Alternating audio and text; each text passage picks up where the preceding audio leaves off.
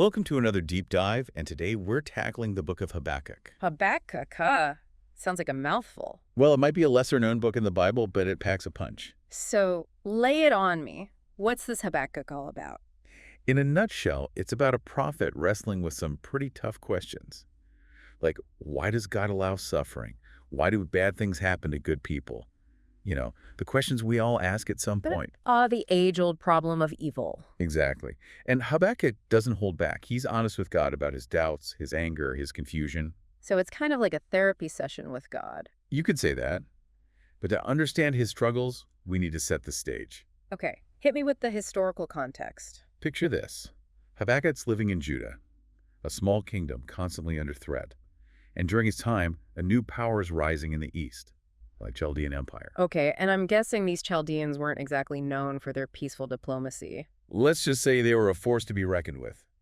Brutal, powerful, leaving destruction in their wake wherever they went. Talk about a looming threat. Can you imagine the fear and uncertainty in Judah, knowing these guys were on their way? Oh, absolutely. It would be like a constant state of dread. And that's where Habakkuk comes in. He cries out to God, saying, "Why are you letting this happen? Where are you in all this chaos and violence?" Makes sense. If God is supposed to be just and loving, how can he stand by and watch innocent people suffer? Right. And Habakkuk uses some pretty vivid imagery to describe the Chaldeans. He compares them to ferocious animals like leopards and wolves swooping in and devouring their prey. So, not exactly a warm and fuzzy picture. Nope, not at all. But here's the thing. God actually answers Habakkuk. Oh, and what does he say? Well, brace yourself, because the answer isn't what you'd expect. God says he's going to use the Chaldeans. Wait, what? The very people Habakkuk's terrified of. Yeah. God says he's going to use them to punish Judah for its sins. Whoa, that's a twist. So it's like fighting fire with fire. In a way, yes. It's this idea of divine judgment, which is a common theme in the Hebrew Bible. God sometimes uses one nation to discipline another. I see. It's like tough love on a global scale. Exactly. It's not that God endorses the Chaldeans' violence. He's simply using them as a tool for a greater purpose. And I bet that didn't sit well with Habakkuk's. I mean, talk about a moral dilemma. You're right. He's got another question brewing, and this one is even bolder. He asks, how can a holy God use a wicked nation like the Chaldeans to carry out his judgment? Now he's really pushing the boundaries, questioning God's methods, his choices. And that's what makes Habakkuk so relatable, so human. Yeah. He's not afraid to grapple with his faith, to challenge the very notion of divine justice. It's like he's saying, hold on, God, I need to understand this. This doesn't make sense to me. Absolutely. He's not just passively accepting things.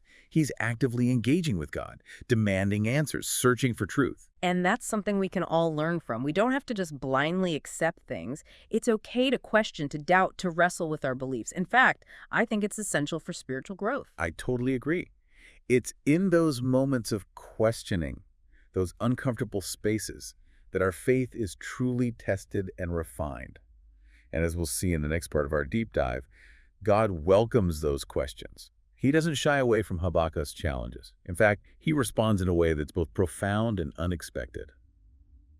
So last time, we left Habakkuk waiting for an answer, right? Yeah. He's poured his heart out to God, questioned God's plan to use the brutal Chaldeans to punish Judah.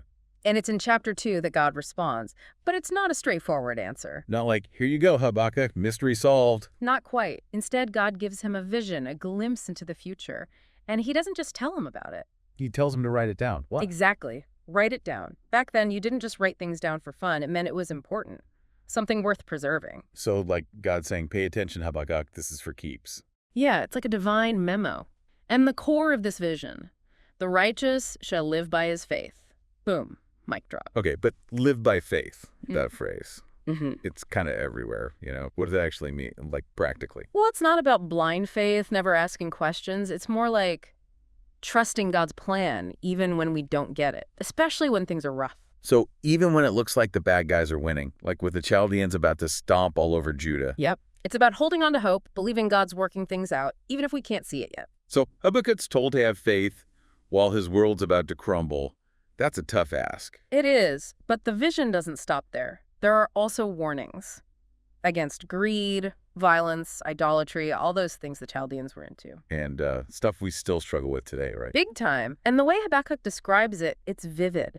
Building cities with blood, Having idols all fancy but totally useless. Makes you think, like, how much do we chase after stuff that doesn't really matter? Money, power. Right. It's a timeless message. We can get so caught up in the shiny things we forget what really matters. Okay, so we've got Habakkuk's complaints, God's surprising response, this vision with faith and warnings. Hmm. But there's more, right? Oh, yeah. Chapter 3 takes us on another turn. It's less about questioning now and more about awe, I'd say. So does Habakkuk get all his answers finally? Not exactly, but it's like he reaches a different level of understanding. It becomes this powerful prayer, full of reverence, even a bit of fear. So less why God, more even if kind of vibe. Yeah, exactly. It's a turning point in his journey. And the imagery here, whoa, God's power over nature, earthquakes, storms, sun and moon stopping. Sounds intense, like big budget movie special effects, but with a deeper meaning, I guess. For sure. It's about realizing how immense God is, how he can intervene in ways we can't even imagine. But amidst all this power, there's hope too. Light peeking through the darkness. And this is where we get to that famous line, right? Yet I will rejoice in the Lord. I will be joyful in the God of my salvation. Nailed it. That verse, it sums up Habakkuk's transformation. Finding joy even when things are rough. Wow, going from questioning God's justice to pure joy, that's a leap. How does he even get there? That's a huge shift, right? From doubt to joy. Like, what clicked for Habakkuk? Well, think about it. He started fixated on the injustice, the suffering, couldn't wrap his head around why God would let it happen. But then, that dialogue with God, the vision, something changed. Exactly. He got a glimpse of the bigger picture, Realized God's ways are way beyond our limited understanding.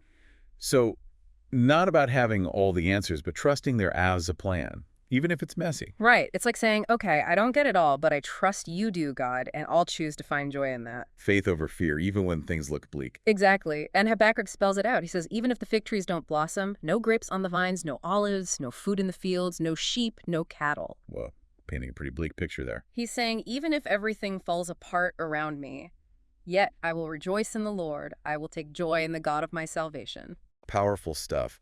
Joy, not based on what's going on, but on something deeper. That unwavering faith is what gives him strength for the future, whatever it holds. And then he says, God, the Lord, is my strength. He makes my feet like the deer's. He makes me tread on my high places. Like he's been lifted up above the chaos. Totally. It's like faith empowers him, helps him overcome obstacles, find solid ground when everything's shaky. So wrapping up this deep dive into Habakkuk, what do you hope people take away from all this?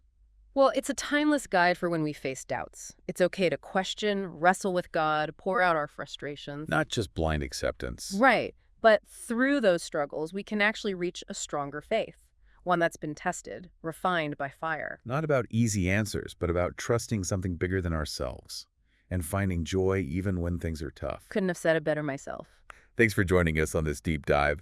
And to all our listeners, keep exploring, keep asking the tough questions, and keep searching for those truths that resonate deep within you.